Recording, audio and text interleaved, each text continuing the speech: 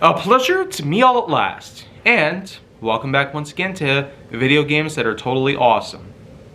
Well, what I got once again is more ATV Offroad Fury stuff, but why don't we go on ahead and take a bit of a look at what the fourth game has to offer. Released around Halloween 2006, ATV Offroad Fury 4 actually proved to be quite a different game in comparison. Because, think about it, the first two games mainly were made under the control of both Rainbow and Sony, while the other two games, wouldn't you know, were made possible because of the Climax Group, known as Climax Racing, as well as BlackRock Studio. Yeah, development / publication came around between these newer companies that were basically using the games in their own regard and basically releasing them even just 2 years after what the first two games were. The second game only came out a year after the first one, but the third game came out 2 years later after that, and then another 2 years later, we got the fourth game. So, what I will say is that with the fourth title, it's quite a bit different than the others so far. It doesn't exactly open up to some crazy intro with copyrighted songs or whatnot. No, Offroad Fury 4 actually does introduce us to a bit of a different thing in general. Because, wouldn't you know, the story itself, yeah, this game has a story mode in it. Yeah, so doesn't that spark a bit of familiarity in case any of y'all have ever played the newer MX vs. ATV games? Yeah, there's a bit of storylines that go around in some of these games, especially when we're talking about Legends, for instance. Anyways, though, ATV Offroad Fury 4 actually does include quite a bit more than what the previous game did. The third game itself did introduce some newer controlled mechanics, as well as some newer racing types and even mini games. Customization features were also pretty big in that game just as well. In the fourth game, they do carry on, but there's actually way more mini games. There's also different vehicles to play here, not just with ATVs, but there is also dirt bikes, trophy trucks, dune buggies, quad bikes. So you could say that this was certainly one of those precursors that really did become the missing link into where ATV Offroad Fury became ATV and MX mixed together, which is known as MX versus ATV. So with all the MX games that came out prior to 2010 and all the ATV games that came out prior to 2010, whether it be for the PS2 or 3 or Xbox consoles or etc., even the PSP has had some notoriety in the fields of ATV or MX related stuff. And I even remember playing an MX port on the Nintendo DS. So I feel like that the MX stuff is going to have to come around at some point in this series. But in any case though, the story mode is actually what's most intriguing about it, because none of the other games had anything like that. Well, guess what? There are a certain amount of different things that you do in the so-called story mode. There's in-game characters that come around. Yeah, animated cutscenes. Certainly. A good amount of races that tie together to this overall story. Of course. So, like I've said before, ATV Offroad Fury 4, even though I've had no experience with this game at all, it's kind of easy to see why this one has sort of faded off my memory, if I even remember this at all. It is a little bit too different, a bit differing from what the original 3 had given us. Although actually 3 was a bit different in its own way. I mean, BlackRock and Climax were in control of these games now, and not Rainbow. I mean, this is the same Rainbow that would eventually take a hold of the same franchise alongside THQ Nordic, because THQ and Rainbow were practically working the MX vs. ATV series like there was no tomorrow. Yeah, and they've been doing it for a while now. I mean, All Out, Legends, the Monster Energy Supercross Edition. Who knows what else they could come up with.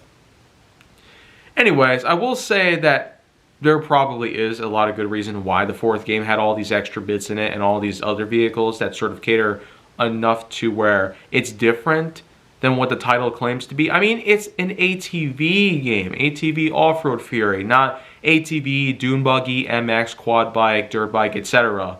Off-Road Fury 4. Which technically wouldn't even be a number 4 in the series, because if we're including all these other things, then basically all that I just mentioned would have to start at number 1, because obviously there's no number 4 in it, because where would the other 3 games be? Unless they don't exist. It kind of does bring us around to, let's say, how crappy the Naked Gun sequels were like. I mean, 2.5, 33 1/3? Where did all those other entries in the series go? Well, you know, it's a bit of a different take on the series itself. But that's probably what made the 4th game unique. Also, knowing the fact that it came out on PS2 despite it being 2006, I mean, come on, the PS3 was out by this point, but mostly in Japan. Many of us Americans didn't get a hold of a PS3 up until at least early to mid 2007. And by then, it wasn't anything like how the PS2's initial launch in 2000 was like. Oh no, it certainly wasn't anything like that. I mean, there were all those older videos of people camping out near the GameStops and whatnot that they were all going to for this sort of stuff.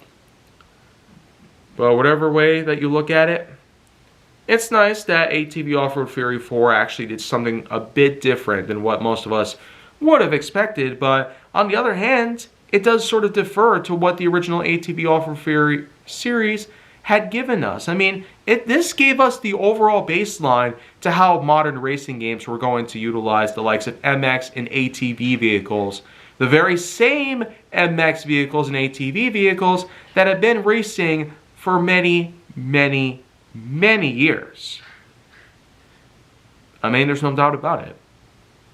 The fact that it's such a big sport nowadays, I've literally seen entire groupings of MX and ATV drivers even out on the interstate.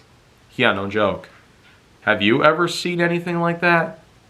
It was an impressive spectacle. But a lot of people out there were still pretty mad about them taking their time in an interstate where people drive 80 miles per hour at minimum. Yeah. That's how big we are nowadays. The MX versus ATV series is just that gigantic. In the world of video games, it's practically no different. You got so much to work with the new MX vs. ATV Legends. But hey, I feel like that if I talk more about the MX games, it might help to give me some better closure to this whole topic of MX vs. ATV. But that might have to wait until some other time. Until then, though, I feel like that ATV Offroad Fury, while I haven't played this game at all in comparison to the 3rd game, which I played very little of back in the day, or even nowadays on modern day ROMs, the first 2 games I've had way more experience on them, and therefore I knew to give a good verdict to both of them. The 3rd game I didn't give a great verdict on that part, but the 4th game, I will say because of many different things they put together, the addition of a story mode, mini games, higher customization feats, and new vehicles as well. I guess these are all unique merits that allow for this game to get some good points out of it. But for this being very different than the rest and gravitating away from what the title itself claims to be, that's just a bit wrong. So I guess for that reason, 7.1 out of 10.1. Yeah, only slightly better than the last game. And because I feel like that while BlackRock and Climax weren't exactly the right persons to do this kind of work with, Rainbow and Sony had it under perfect control at the time. I mean, what was the point in making it so different? Drastically enough to the point. I guess we don't know that for sure. So, I feel like this conclusifies my piece of all the ATV Off-Road Fury games. You had 4 reviews put together, but hey, tomorrow I'm going to do things a bit differently. I'll probably have many other game reviews to talk about, mostly older ones, in comparison to what HJ and Super Graphics have had to do, where I was mostly talking about video games that I played on modern day consoles. But hey, I'll have lots more to talk about based on older consoles. And I feel like that if I get a hold of something that plays a lot of good ROMs based off of older games that I might as well play, I guess I'll have a lot more to say about that either.